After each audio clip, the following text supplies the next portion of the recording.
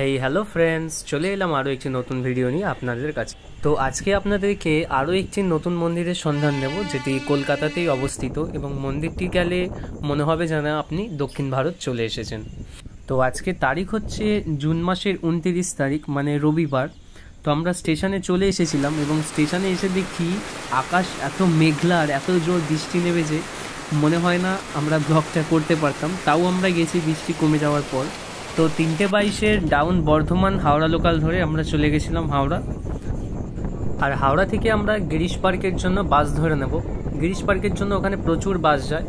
আমরা গেছিলাম L238-এ, যেটা বারাসাত যায় যেই বাসটা। তো সেই বাস করেই আমরা গিরিশ পার্কে নেমে গেছিলাম। তো আপনারা যদি আসতে চান মেট্রো করেও আসতে পারেন গিরিশ পার্কে। গিরিশ পার্ক নামলে মেট্রো করে সেখানে 3 নম্বর গেট থেকে আপনাদেরকে বেরোতে হবে। তাহলে সেখান থেকে 5 মিনিটের ডিস্টেন্স হাঁটা পথে, তো আপনারা একদম মন্দিরের সামনে চলে আসবেন। তো এটা হচ্ছে আমার এবছরের 8ম ভিডিও। আরও 2খানা ভিডিও পেন্ডিংয়ে পড়ে রয়েছে, যেগুলো এখনও ছাড়ার সময় হয়নি। খুব তাড়াতাড়ি আমি ছাড়ার চেষ্টা করব। আর আপনাদের জন্য আমি আরও অনেক কাছে চেনা অচেনা অনেক ভিডিও আমি আপনাদের জন্য নিয়ে আসব। তো তার জন্য আপনাদেরকে আমার পাশে থাকতে হবে, সাথে থাকতে হবে, এটাই আমার পাওনা। তো এখন আমরা গিরিশ পার্ক মোড়ে নেমে গেছি। তো এটা হচ্ছে মোড়টার দৃশ্য, দেখে নিন। চারপাশটা দেখিয়ে দিচ্ছি, কোন দিকটা থেকে কোন দিকে মন্দিরটা রয়েছে সেটা দেখে নেবেন। এই যে মন্দিরটা রয়েছে, এদিকে সিঁড়ির রাস্তা, এটা মেন রোডটা।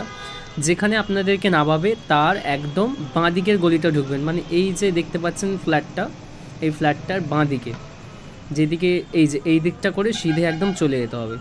এইদিকে 5 মিনিট হাঁটলেই আপনি একটা মোড় পাবেন, মোড়টা ক্রস করেই মন্দিরটা পড়বে। তো সেই বরাবরই আমরা চলে গেছিলাম এবং আস্তে আস্তে আমরা একদম মন্দিরের সামনে চলেই এসেছিলাম। তো এবার আমরা মন্দিরের ভিতর প্রবেশ করব। আর মন্দিরটি কখন খোলা থাকে সেটা একটু জানিয়ে দিই আপনাদেরকে। মন্দিরটি খোলা থাকে সকালে 5:30 থেকে সকাল 11টা অবধি, আবার বিকেলে 4টে থেকে রাত 8টা পর্যন্ত মন্দিরটি খোলা থাকে। তো মন্দিরে আমরা প্রবেশ করেই আমিও নিজে অবাক হয়ে গেছিলাম যে সত্যি হয়তো আমি দক্ষিণ ভারত চলে এসেছি, কারণ মন্দিরটি একদম টোটালি পুরো দক্ষিণ ভারতের আদলেই তৈরি করা। পিলারের কাজ বলুন আর চূড়ারি কাজ বলুন, একদম অপূর্ব অতুলনীয় যেটাকে বলা চলে। তো মন্দিরটির দুই পাশে আমরা ঢুকেই দেখতে পাবো শ্রীদেবী এবং ভূদেবীর মূর্তি রয়েছে, আর তার ঠিক মাঝখানে বৈকুণ্ঠনাথ দেবের মূর্তি আছে। তো মন্দিরটির চারপাশে এরকম অনেক বসার জায়গা রয়েছে, দেখতে পাচ্ছেন অনেকটা স্পেস রয়েছে সবার বসার জন্য বা বিশ্রামের জন্য। এখানটা অনেকটা জায়গা তৈরি করা হয়েছে। এবার আসা যাক মন্দিরের আসল ইতিহাসের কথায়, যেটা আমি প্রত্যেকবার বলেই থাকি প্রত্যেকটি ভিডিওতে। মন্দিরটি তৈরি হয় মধ্য কলকাতার কালীকৃষ্ণ টেগার স্ট্রিটের একদম হুগলি নদীর পাশেতেই।